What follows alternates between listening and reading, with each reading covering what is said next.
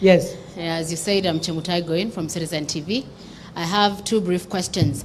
You have addressed the issue of cultural extremism, and one of the issues that we've seen and had utterances made by yourself as the Cabinet Secretary for Interior and the Deputy President, Honorable Rigathi Gachagua, is that there are certain individuals that are funding the resurgence of the outlawed Mungiki sect. And one of the persons mentioned is the former President Uhuru Kenyatta. First, have there been links that you've identified as the people in charge of the country's security of his involvement in the sort of resurgence of Mungiki? What are you doing about this? And two, still on that bit of cultural extremism and possibly actually political, there was a raid at the Northlands property that is associated with the family of the former president.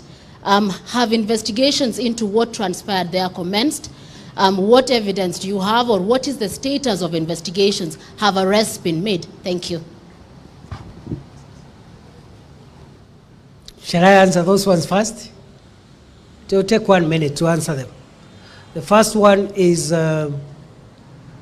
whether there is any evidence leading the former president to crime. I cannot comment on that. I'll respond by saying as follows: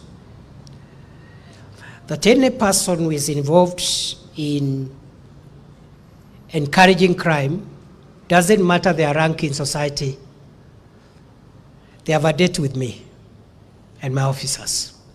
On the second one, the attack on Northlands. What happened in Northlands? It's a serious crime. And I want to report, yes, we have undertaken investigations and we will be arraigning some suspects very soon. It has taken a bit of time because of the politicization around it. And I have said to you, dear Kenyans, we don't want to politicize national security.